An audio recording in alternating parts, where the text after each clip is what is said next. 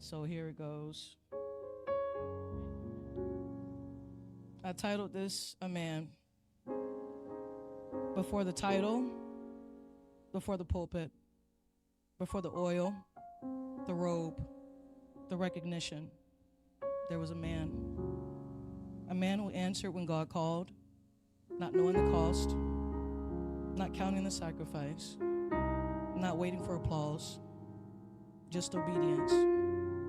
Yes, when it was inconvenient. Yes, when it was costly.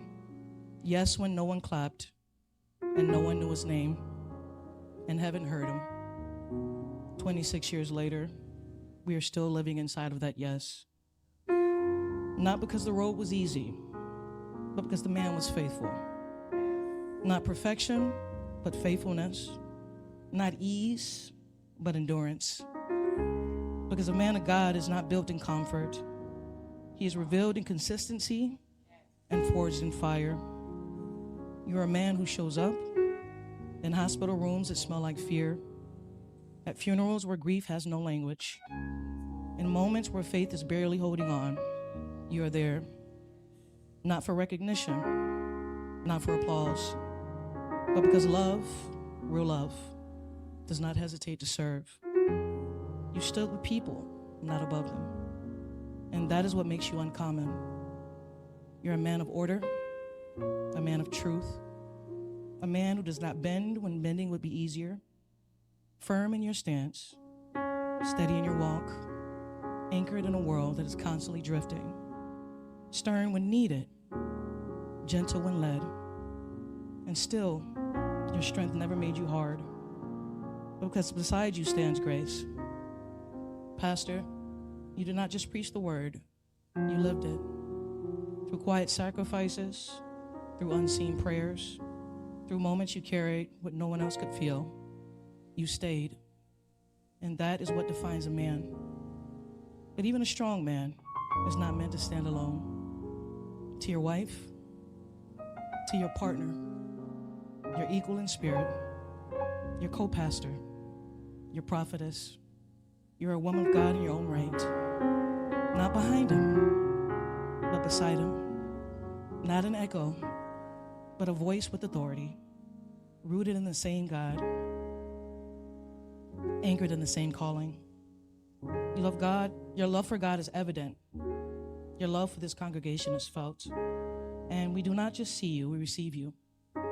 Because what you both carry together is not just marriage, it is ministry in motion. And a man becomes who he is fully when God entrusts him with a woman who understands the weight of his calling and chooses to carry it with him. And we honor you.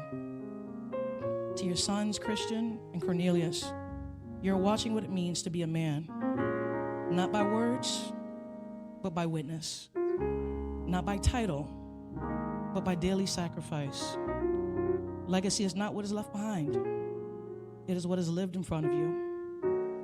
And if I may speak for just a moment, not as a crowd, but as one life, I had not stepped into a church in over 20 years, but God called me here. And I could not have made a better decision. Because in this place, I found people who show up, people who answer, people who pray, people who cover, people who speak life when life feels heavy.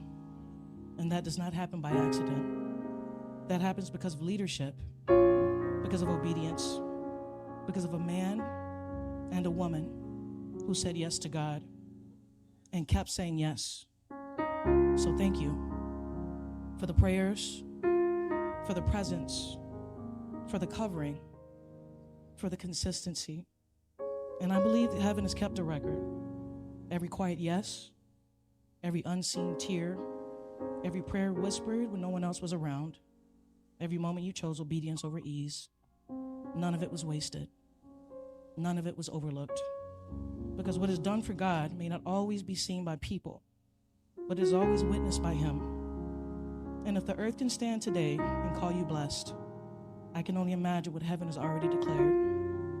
So tonight, we don't just celebrate years, we honor character, we honor endurance, we honor sacrifice, we honor obedience, we honor the man behind the mantle, a man who answered, a man who endured, a man who leads, a man who loves, a man who serves, a man of God. Thank you.